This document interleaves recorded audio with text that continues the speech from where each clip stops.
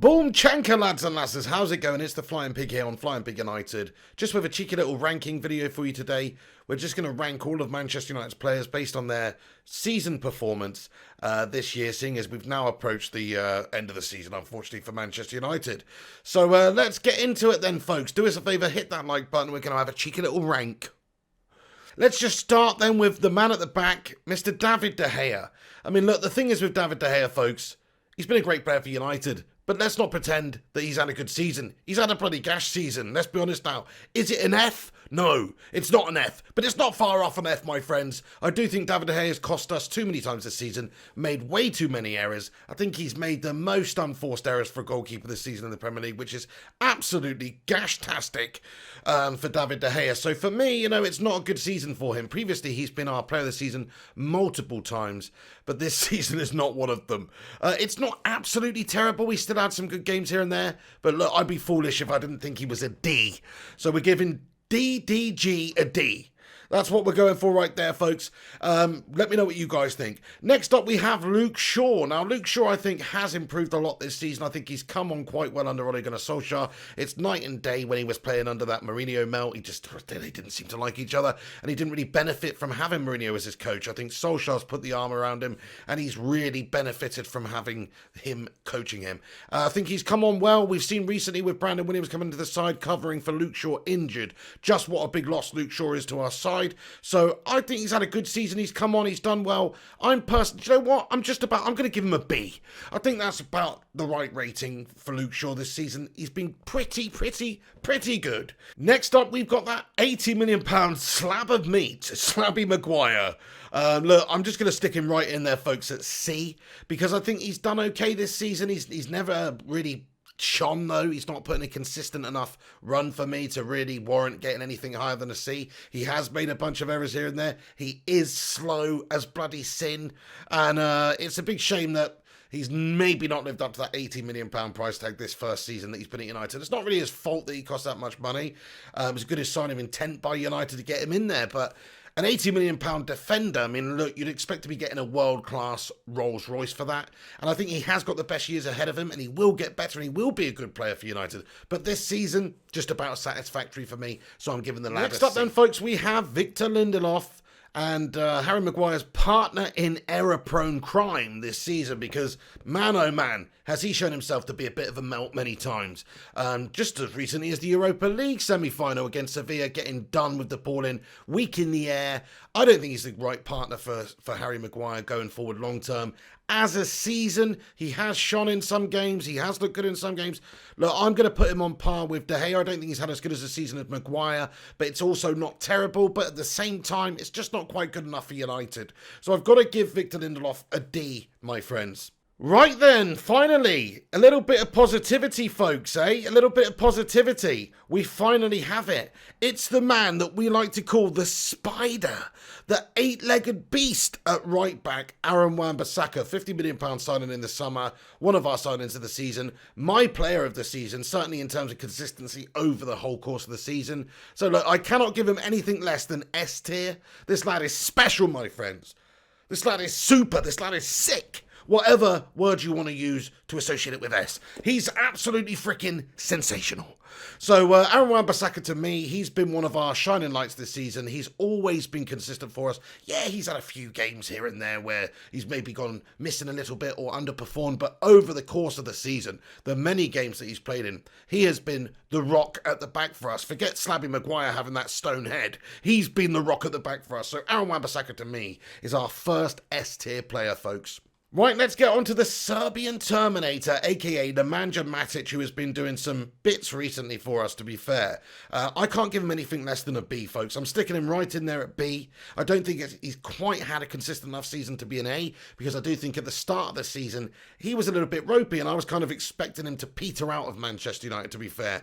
But latterly, in the latter part of the season, in 2020, certainly, he's really shown himself to be a bit of a baller, to be fair, and I'm very happy that he signed a new contract in the end. Sure, we need a long-term replacement for him, but he's a very calming influence in that midfield. He's been really great this year, not so great last year, but look, overall, I've got to give him a B ranking. Right then, folks, let's get on to Paul Pogba. Look, I'm just going to stick him in there. I'm kind of torn between B and C here, guys. But, you know, if I'm comparing him to Luke Shaw, Matic and their consistency, I'm going to stick him in there at C. You guys might disagree with me on that one, but I just think he's been a little bit inconsistent this season. At the start of the season, he had that amazing game against Chelsea. It quickly went downhill. And really, we didn't see the best of Paul Pogba until he's returned from his injury. All credit to him for doing that, though. I think he's looked brilliant post-lockdown, petered off a little bit towards the end of the season, still inconsistencies in his game, benefiting from having that leader, Bruno Fernandes, in front of him. A decent season by Paul Pogba, but that's about it from me. What do you guys think? I'm giving him a C. While we're in the midfield, then, I'm going to give Fred a C as well. Now, I could give him a B as well. It's another one of those players where I'm kind of thinking, but I'm thinking who's contributed a little bit more to the side this season, Fred or Matic? Look, Fred had that amazing run, certainly in the middle of the season when we had injury problems. We had Scott McTominay out, we had Pogba out injured, and I think Fred came in there, and he actually really was a great engine in the centre of the park for us for a good amount of time. So I think he's had a good season. Do you know what? I'm going to stick him in B.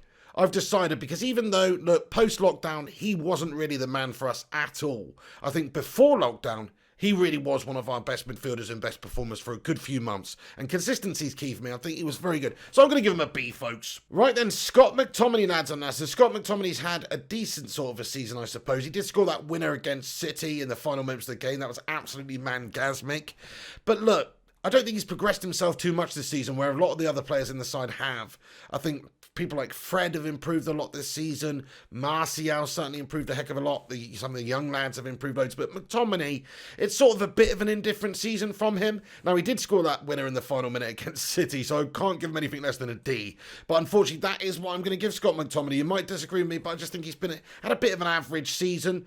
Nothing really to write home about, and I think that's the appropriate ranking that I'm going to give the lad. Sticking in midfield then, let's go with Andreas Pereira. Seeing as there's nobody occupying those E and F spots down at the bottom there, I think it's about time we dealt with one. Andreas Pereira, where are we sticking him? He's going smack bang in there on the F tier, my friends, for failure.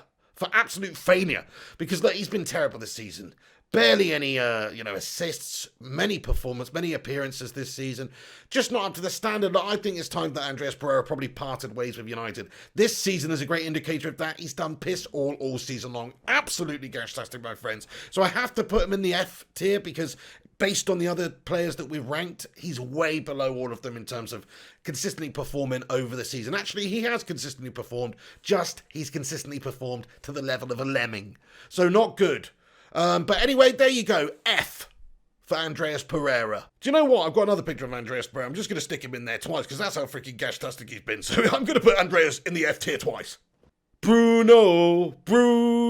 Right, okay, Bruno Fernandes then, guys. I mean, could we put him anywhere else? Arguably, the signing of the season from any club in the world. What a great piece of business that was, not for a huge amount of money. His stats are insane. His assists, his goals, the impact he's had. The guy's a ridiculous player for us. And I think that we've really come on leaps and bounds since we've had him in the side. He's been the catalyst this season. He's created for United. He's been the leader out there. Slabby Maguire might have the captaincy, but I do think Bruno Fernandes is the true leader out there. And you cannot deny the impact he's had. You cannot deny the impact he's had from coming in January, the end of January. Since then, United have been much better, night and day, really. And he deserves a lot of the credit for that. He is an S-tier player, my friend, for supercalifragilisticexpialidocious, my friends. Because he's basically Mary Poppins. He's practically perfect in every way, this guy. I love him. So I'm putting him there at S tier. He's a absolute breath of fresh air. What a season. Even though it's half a season that he's actually had, he's a contender for player of the season. So it has to be an S rating for me, for Bruno Fernandes. Jesse Lingard then, guys. Let's go on to Jesse Lingard. My days. What a season from Jesse, scoring the final goal of the Premier League campaign. Man, legendary stuff. 2 goals recently for the guy. Look, he's gash, man. He's had a terrible season. What an awful season. F for fuck you.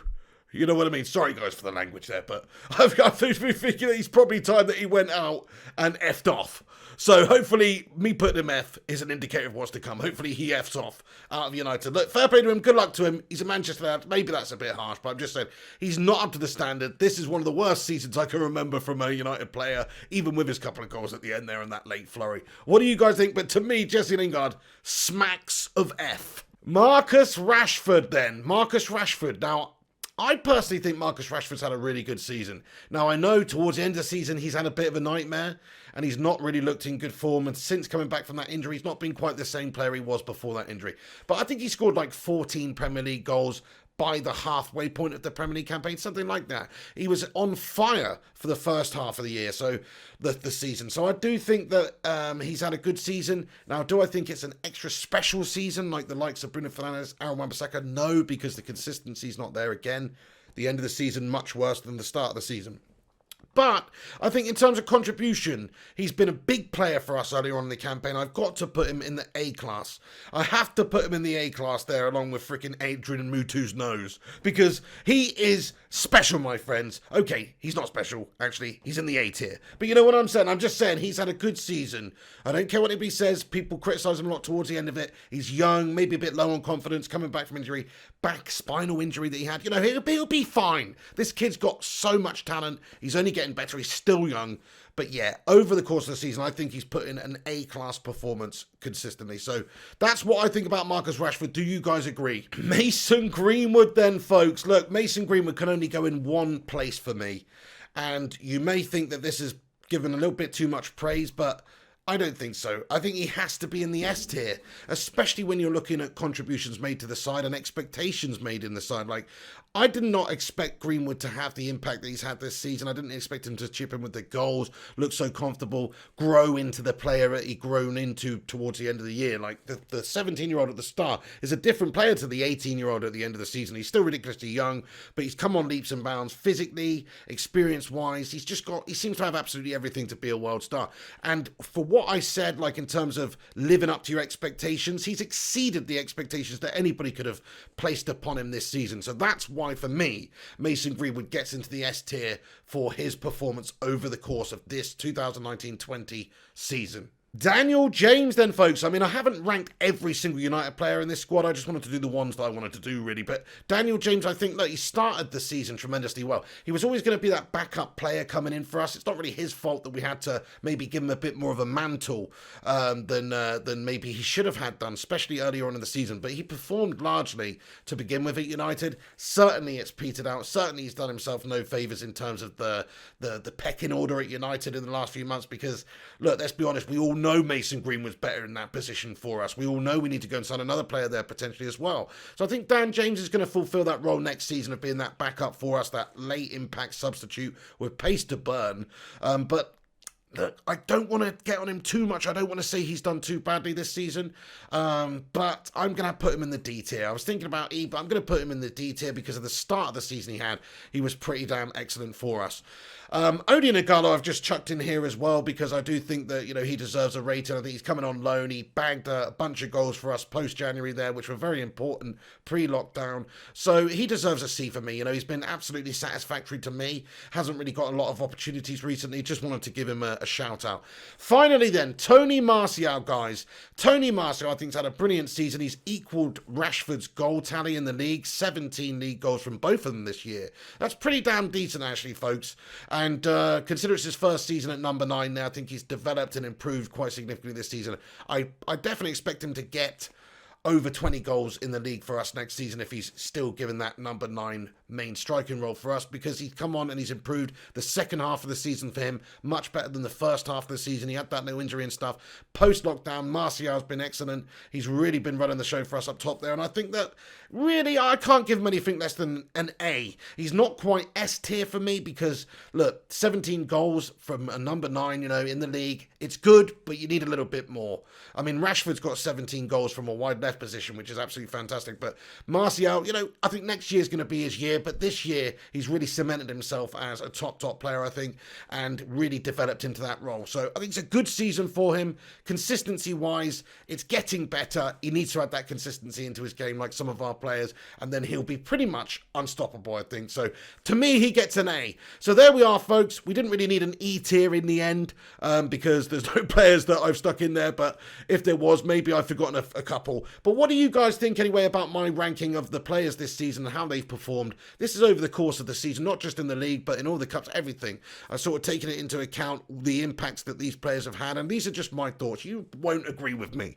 But there you go. Please do us a favour, smash that like button. Please do give it a thumbs up. That will help this stream. It's not a stream, that will help this video and this channel out tremendously. Please do subscribe to this channel if you're new to this channel as well. And get your thoughts in the comment section, lads and lasses, because I need to hear from you. I want to hear where you think these players deserve to be in terms of a tiered list ranking this season for 2019-20. Those are my thoughts anyway. Subscribe to the channel, like, subscribe, all that good stuff. I've said that 3 times. Have a bloody great day. This is the Pig. Take it easy and come on, United.